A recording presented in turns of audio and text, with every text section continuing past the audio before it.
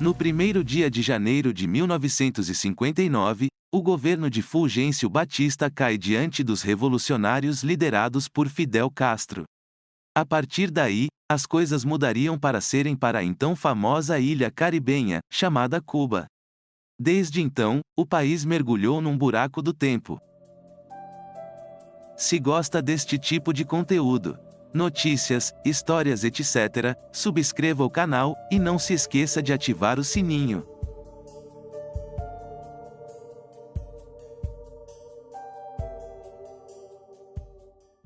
Por que os carros de Cuba são antigos? Bom, a frota automotiva nacional de Cuba foi congelada quase que instantaneamente, em 1959, por um longo e duradouro embargo econômico, organizado pelos Estados Unidos da América, e que perdura até os dias atuais. Antes de 1959 e da Guerra Civil, que levou à mudança do regime político no país, Cuba era uma das nações da América Latina que mais importavam automóveis, entre outros produtos. Entre 1940 e 1960, o Estado e uma elite poderosa importaram milhares de carros, a grande maioria dos Estados Unidos da América, cuja distância fronteiriça é bem pequena. Com isso, a nação de língua espanhola tinha uma das maiores frotas per capita de veículos quando estourou a guerra. Carros em Cuba atualmente. Apesar da chegada dos carros russos e chineses, os cubanos continuam a manter sua enorme frota de carros clássicos, alguns tão reluzentes que parecem fazer parte de coleções particulares, mas muitos em péssimo estado de conservação. O embargo ainda é um fator proibitivo para se manter a manutenção correta desses carros. Muito do que chega é através de parentes expatriados localizados em Miami, Flórida, onde existe até loja de peças para carros da Lada, sendo que nenhum carro da marca foi vendido oficialmente nos Estados Unidos da América. Assim, os carros de Cuba são antigos. Em anos mais recentes, o governo cubano foi aos poucos liberando a entrada de carros estrangeiros não americanos, mas usados, o que é um bom negócio em vários mercados, o que significou a presença de mais carros europeus e também asiáticos, especialmente chineses. O comércio de usados foi liberado há algum tempo e os proprietários de clássicos puderam fazer negócio, mas mesmo assim, os valores são astronômicos para o poder aquisitivo da população, que caiu enormemente. Basta lembrar que cada táxi cobra o equivalente a R$ 1 por pessoa, embora a tarifa por hora para turistas seja de R$ 80. Muitos carros custam mais de 150 milhares de reais, valor proibitivo mesmo nos Estados Unidos da América. E os carros novos? Eles custam uma verdadeira fortuna em termos de real, por exemplo. Um sedã novo da Peugeot chegou custando 627 milhares de reais há uns 5 anos atrás. Hoje, carros novos de qualquer origem, exceto Estados Unidos da América, proibidos, custam em média 500 milhares de reais, impedindo a grande maioria de ter carros novos. Aliás, com a renda per capita despencando nos últimos anos. E, até o embargo ser suspenso, os clássicos carrões americanos continuarão congelados no tempo cubano. História dos carros em Cuba. Repleto de turistas, Cuba se tornou o maior importador de carros americanos no período antes da Revolução Comunista, comprando automóveis das mais variadas marcas dos Estados Unidos da América, entre elas Cadillac, Buick, Chevrolet, Plymouth, Ford, Chrysler, DeSoto, Oldsmobile, entre outras, circulavam reluzentes pelas praias paradisíacas da ilha, conquistada pelo explorador espanhol Diego Velázquez de Cuéllar, em 1509. Mas não eram somente automóveis, vários caminhões e ônibus, especialmente escolares, também eram provenientes dos Estados Unidos da América, inclusive um modelo que chamava a atenção por imitar a fuselagem de um avião, o chamado El Tiburón, modificado pela Companhia Aérea Cubana de Aviación, mas de origem ACF Brew's Coach. Ou seja, americano. Mesmo as motos eram de origem Indian ou Harley Davidson. Dessa forma, a frota nacional de Cuba praticamente era constituída de veículos feitos no CONUS, contígua às United States. Então, por que os carros de Cuba são antigos? Em 1958, Cuba tinha o segundo maior número de automóveis per capita da América Latina, com 24 carros para cada 1.000 habitantes. Outras estimativas falam em 38.000 avos e uma frota nacional de 160.000 veículos, perdendo apenas para a Venezuela.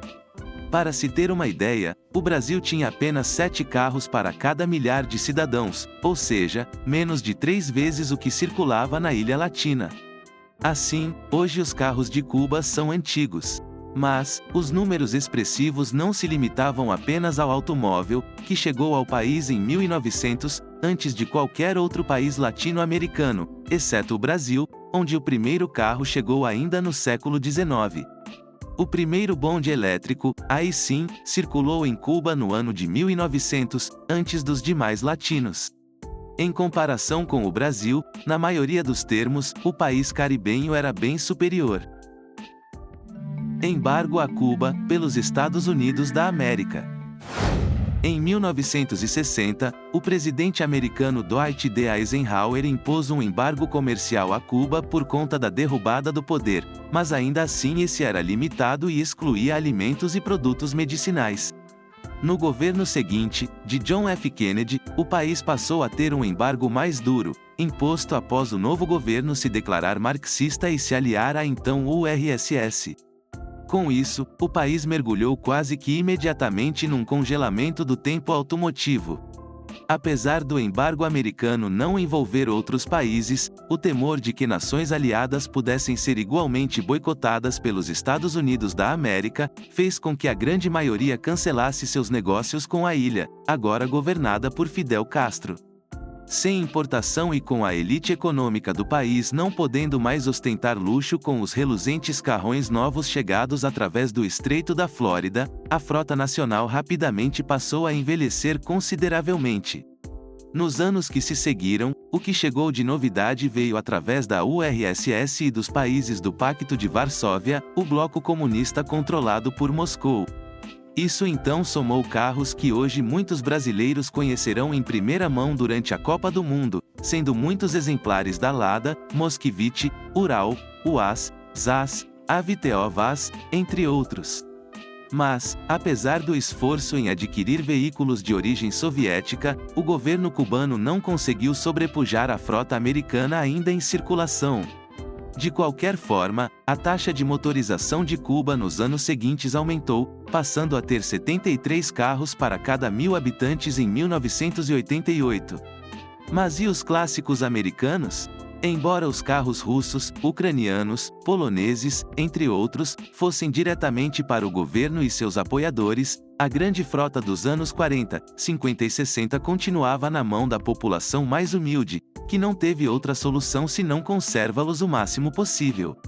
Como a população aumentou, quem não podia ter um carro, andava de ônibus e assim, os antigos modelos americanos foram sendo substituídos por modelos de origem russa ou ucraniana, mas os chamados camelos se popularizaram, sendo estes caminhões, alguns americanos recentes, com reboques convertidos em transporte de massa, muito antes da chegada dos veículos chineses.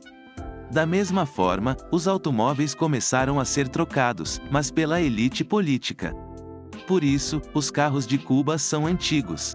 Para manter os clássicos americanos funcionando, os cubanos acabaram sendo obrigados a se especializar na reforma das longevas banheiras de motor V8 que eram o símbolo da pujança do país antes da Revolução, mas que acabaram virando o símbolo da pressão americana para a derrubada do regime, impressa num embargo comercial que dura até agora. Então, saíram as rodas grandes e de pneus de faixa branca para pequenas rodas de magnésio com material rodante bem distante do original. Também muitos motores V8 foram trocados por 4 cilindros, alguns até com motores diesel de origem japonesa, para reduzir o consumo de combustível. Muitos usados para o serviço de táxi, onde existem os regulares e os chamados máquinas mais populares. Os carros clássicos acabaram chegando aos nossos dias por um esforço colossal de seus motoristas, que tiveram de prover a manutenção de veículos que já não eram mais produzidos nos Estados Unidos da América e em outros países.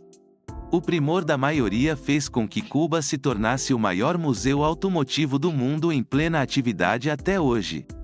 No ápice da motorização, Cuba chegou a 73 carros para cada 1.000 habitantes em 1988.